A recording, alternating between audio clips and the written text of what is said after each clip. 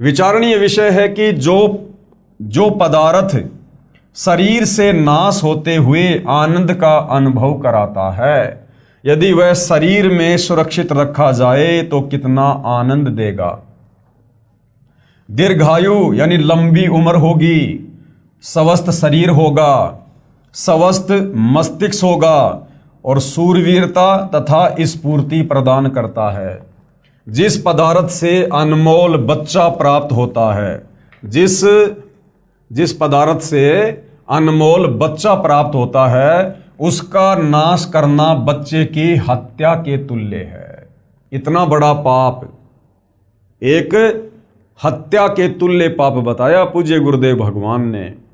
जो व्यक्ति अनावश्यक भोग विलास करता है, जो व्यक्ति दुराचार करता है, पर स्त्री गमन करता है।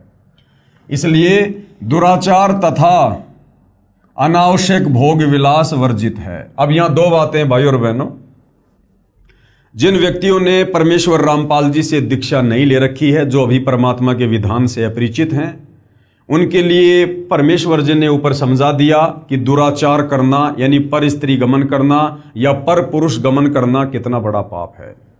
साथ में पूज्य गुरुदेव भगवान ने यहां लिखा कि अनावश्यक भोग विलास वर्जित है। अनावश्यक भोग विलास ये परमेश्वर रामपाल जी से उपदेश प्राप्त भक्तों के लिए बहुत ही महत्वपूर्ण है। भक्ति मार्ग में अनावश्यक भोग विलास वर्जित है, क्योंकि देखो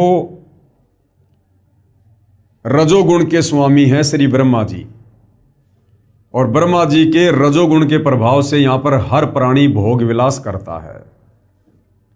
और जब हम भोग विलास करते हैं तो हमारी बहुत सारी शक्ति नष्ट होती है और हमारे ऊपर श्री ब्रह्मा जी का ऋण चढ़ जाता है, उसका कर्जा चढ़ जाता है, और उसका कर्जा चुकाए बिना वो हमें यहां से मुक्त नहीं करेगा काल के लोक से। और आप और हम भक्ति क्यों कर रहे हैं? ऋण मुक्त होकर इस काल के 21 ब्रह्मांड से बाहर निकालने के लिए, मोक्ष प्राप्त करने के लिए, सतलोक जाने के लिए। तो भाई और बहनों, अब हमने हर प्रकार से वो रास्ते बंद करने पड़ेंगे जिन रास्तों पर चलने से हमारे ऊपर काल का ऋण चढ़ता है, काल का कर्जा बढ़ता है।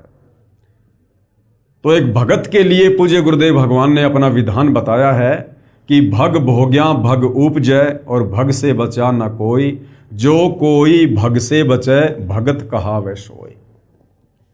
तो जो परमेश्वर रामपाल जी से उपदेश प्राप्त भगत हैं, स्त्री या पुरुष, उन्होंने विचार करना चाहिए इस विषय पर कि हमने तो सतलोक जाना है, फिर हम अपने ऊपर व्यर्थ का ऋण क्यों चढ़ाएं।